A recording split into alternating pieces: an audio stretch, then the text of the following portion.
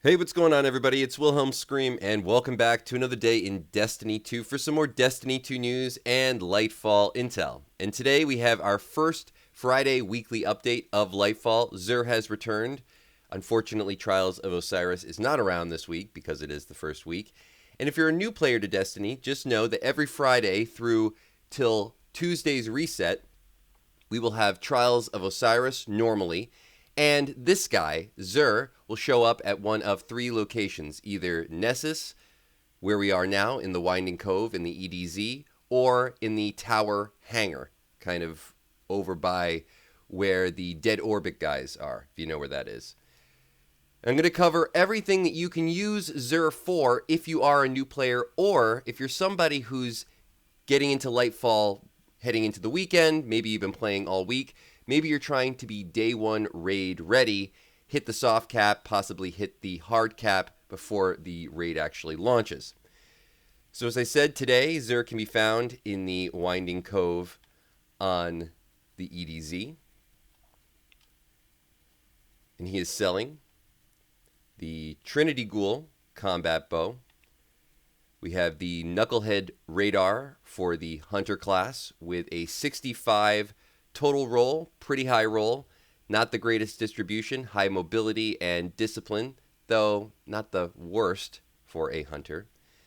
We have the Synthoceps for the Titan class with a 62 roll, pretty good distribution, resilience, recovery, and discipline.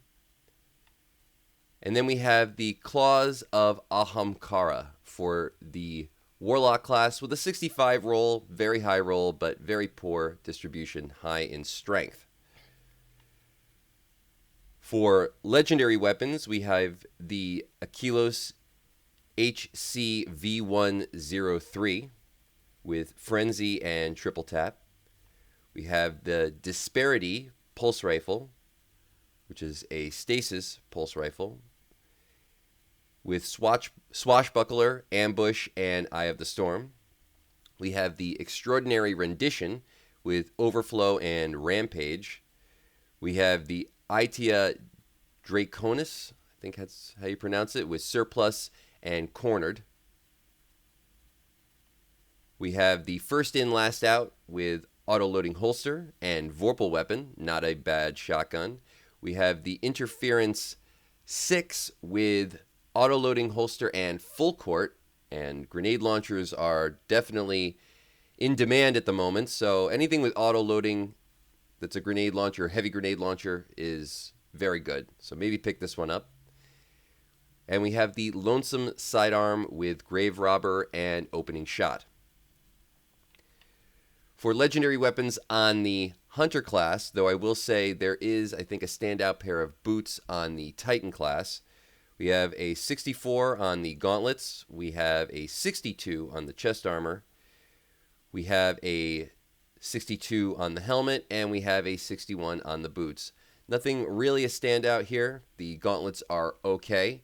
Maybe check out the boots for the Titan or the Hunter. It was one of the two, but definitely the boots.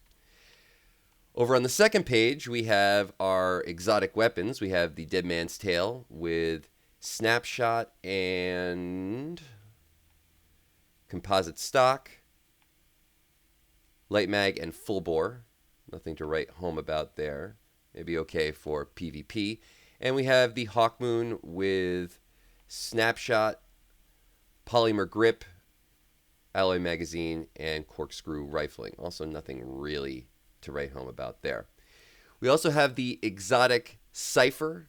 This is a quest that XUR offers every single week that allows you to acquire an exotic Cipher. Exotic Ciphers are one of the things you need to get some of the tower kiosks or tower exotics from the tower kiosk, the exotic kiosk in between where the vault is in the tower. So if there's any previous season exotics that you have yet to acquire, this is something you're going to need for a lot of them. So always make sure to pick this up if you do not have one. If you do have one, you will not be able to pick this up, so go use it. Now, here is one thing that I think all players should always be reminded of. If you are a new player, it's an essential to know. Because if you're like me, maybe you started playing the new season or you picked up the game and you picked a class and you haven't really gone between too many of the classes yet, you've just been focusing on one. For me, I've been playing my Warlock more than anything else. And then when the new subclass comes out and all the fragments come out and build crafting starts in the game, you start realizing, boy,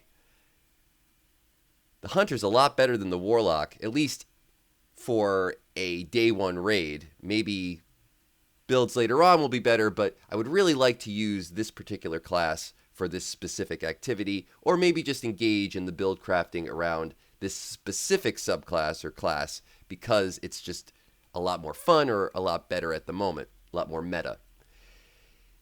So if you want to rank up a second character really quickly, XUR offers one of the only opportunities to actually buy a high piece of gear. That is a piece of gear that will be at whatever your highest character is for a different class. It's actually a very unique thing. For example, my Warlock is a 1785, but that's, of course, with my artifact power. So without my artifact power, I'm sitting at 1776 or thereabouts. I could probably bump that up a little more, but it doesn't really matter. My secondary characters are down at 1600. So to get them up to a certain degree of power, I would have to play through the campaign, do some grinding, what have you. But going to XUR on your primary character, or the character that you've been playing the most, is such a beneficial process to that whole power grind, because I can go and buy a very high piece of gear for a secondary character that will be acquirable at my main character's power cap. So I can go and buy the Knucklehead Radar for my Hunter at 1776, or I could go buy the Synthoceps for my Titan at 1775, both that are sitting at 1600. Because of the way the power works, and I have described this in previous videos, but it's always worth a, re-saying, is that power is scaled to your average. So if everything is sitting at 1600 and you equip a 1776 piece of gear, your overall power average is going to be boosted up to somewhere in the vicinity of 1700 for that very first loot drop. So whatever you acquire next, be it a weapon or another piece of armor, it will drop at about 1700. Once you equip that piece of gear, or even have it, your overall power then scales up again. So then the next piece of gear you will get will probably be somewhere around 1720. Once you equip that piece of gear, the overall average goes up again.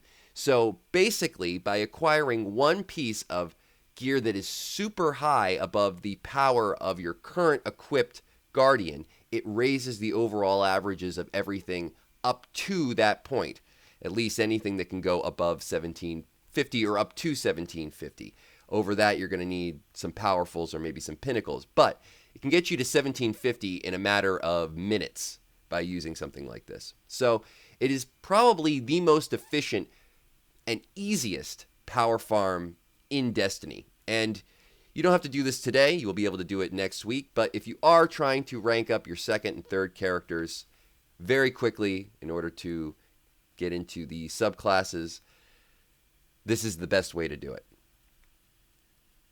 As you can see, unfortunately, you can't buy any weapons from this guy. But if you saw my previous video earlier this week, you can still go, I believe, to the Vanguard, and everything will be selectable at whatever your current power average is. And it does scale up, I think, up to 1750, the soft cap. I don't believe it goes higher than that. Maybe a little bit higher, maybe up to 1770, but not much higher than that.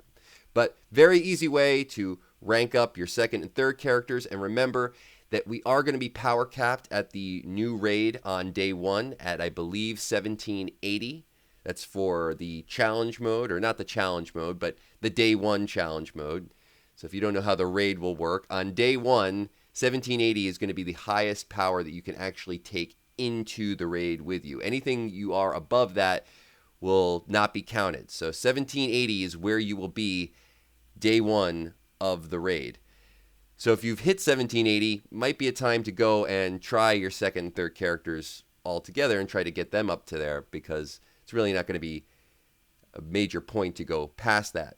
Then, of course, later, power will be uncapped. You'll be able to go into the raid with whatever power you have currently equipped at, of course, until you want to do the challenge mode, in which case I believe it'll be 1830, maybe 1840, and we will be capped at about 1810, but that'll just be for the challenge mode. But that's going to be it for all the information in today's video. I just wanted to give this rundown of XUR early in the season for new players, returning players, people who maybe don't think to do this because, you know, XUR's kind of, well, he's always here. It's not really that special a thing, but sometimes, even if he doesn't have good loot, like this week, which isn't really a standout, because it is so early in the season, it still pays quite a bit to go and visit and see what he has. Thanks so much for watching. As always, please remember to like, comment, and subscribe to the YouTube channel, and turn on the bell to post notification so you never miss out on any future Destiny 2 Lightfall content like this. You can also follow me on Instagram or Twitter. They'll be linked in the description box down below. Any of those things I just mentioned also enter you into any future giveaways on this YouTube channel, and I do one every 1,000 subscribers, so you never want to miss out. The next one will be at 67,000. We're going to be doing a Lightfall giveaway or a seasonal pass giveaway, whatever you're missing, maybe both.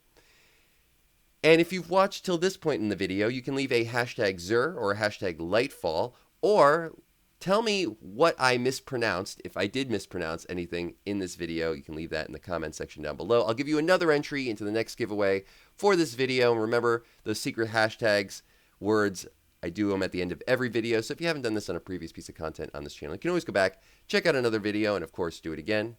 And once more, I am Wilhelm Scream. Of course, we will see you next time. Little